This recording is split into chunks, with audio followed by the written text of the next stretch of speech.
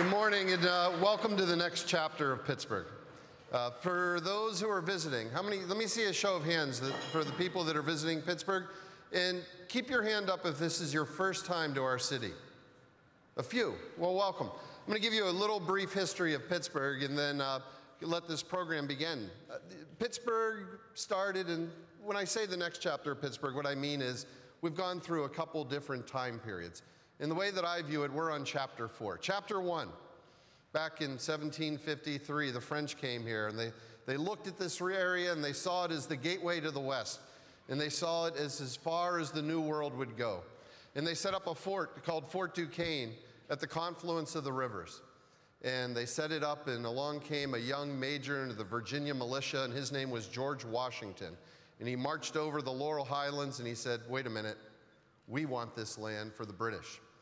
And they loved us so much, they fought the First World War over us. And soon it became known as Pittsburgh, a Scottish general named Forbes, naming it for the British Prime Minister, William Pitt, who put so much into that war. And Pittsburgh existed in that little area down at the point, and soon they started to develop a road system, a grid system, that is confusing still to this day, and collides into itself. And until around the 1816, around that area, we were that, a little borough, a western frontier town. And in 1816, we went to Harrisburg, and we said, we want to become a city. And Harrisburg granted us.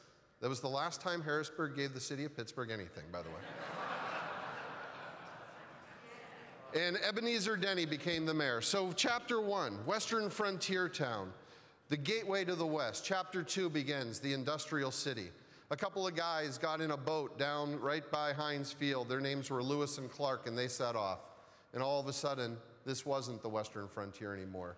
This was the beginning of a new nation, and they needed somebody to build it. And they looked over their shoulders, and they looked back to Pittsburgh. And first it was glass. And then it was iron, and then steel and aluminum, and we built America. And with it came great wealth, and we built out beautiful places, places that are still here, part of the 19th century that we took with us. But at the same time, we created a system that had broken down between the haves and the have-nots, between the ones that owned the mills and those that worked in the mills. And it took years and decades for us to be able to build something else other than steel. We built the middle class. In places like Pittsburgh, in Cleveland, in Detroit, the middle class was built. And it became also a problem between the seeking of profit that we also destroyed our environment.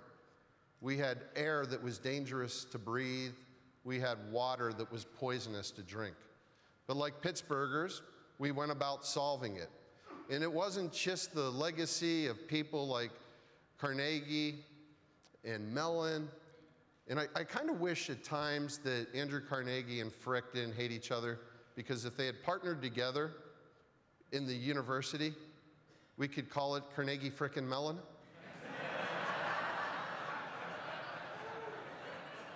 But it was built on others. It was built on Rachel Carson, who had the guts and the gumption to march up the steps of Congress to fight for clean water. It was built by people like David Lawrence, who put in place the first clean air standards in the country to be able to solve it. It was built by that partnership between Mellon and Lawrence to create the Allegheny Conference. And they weren't fighting for lower taxes. They were fighting for clean water. They were fighting for clean air. And Pittsburgh began a new phase, from the industrial giant to the Renaissance. And in chapter 3, we saw the Renaissance and the collapse. We invested in infrastructure that built these amazing bridges and tunnels, and we basically built the system that saw our region sprawl and decline. We built driveways for people to move out of the city. We took the bulldozer and the wrecking ball to communities in order for progress. We saw a different type of model that was based upon how the place could be convenient by automobile. And in that process, we saw the city lose its population. And eventually, when the collapse did come, we saw the people and the corporations move out. And that phase took us through a lot of different eras. You know, back during the days of Lawrence, we planned to build convention centers and stadiums and airports. And then we tore them down and built convention centers and stadiums and airports. And we did this with public money. And now as we are starting to get to the next phase, that next chapter, we have an opportunity and an obligation to realize how we can use those limited public dollars to build out that next phase. And we can look back to our past and say, how do we make it so that it's an economy for everyone? So we don't recreate 1920 when those in the mill weren't able to sustain themselves and those that own the mills were able to get extremely wealthy. How do we make it so that it is involving the environment? So we can look back and see how David Lawrence and the corporate community got together to make sure that before the word sustainable was even invented, that we were building something that would be there in the future. How do we make sure that it is unique? How do we get those treasures that have been left to us from the 19th century, preserve them and add on to them so that the next chapter of Pittsburgh doesn't take away from that uniqueness, that screwiness, that perfection that even in the 80s when we were on our knees, people knew and loved Pittsburgh. And how do we measure it so that we know we're actually doing it and not just talking about it? That's P4, to make sure that planet and people, place and performance are the metrics that we use as we build out this next chapter of Pittsburgh. This is a wonderful, wonderful time to be a Pittsburgher.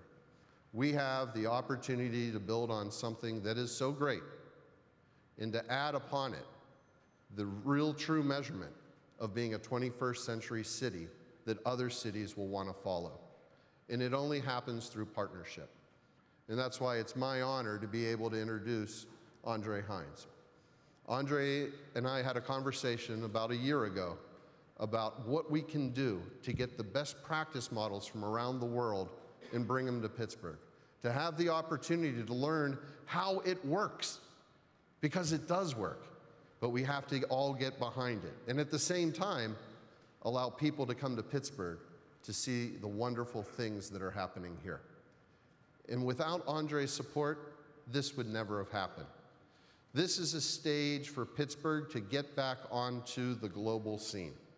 And because of the support that he has been able to provide, because of the understanding and the vision that he has in his heart, and because of the love that his family has had for this city for nearly 200 years, we're gathered here today to start that next chapter. My friend, Mr. André Heinz. That was very nice. That was great.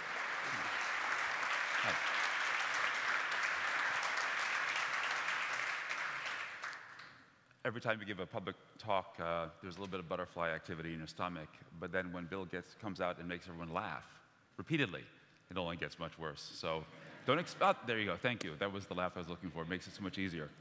It's really great to be here and see you all here. I love it when the mayor contextualizes Pittsburgh, especially for people who've never been here before. It is a remarkable town with a remarkable history that has an evolving story.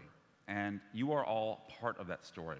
So for I couldn't see the hands being raised, but for everybody who's a local person, you are part of that evolving, unfolding history that will be told with pride and with excitement. For those of you who are from out of town, thank you for coming.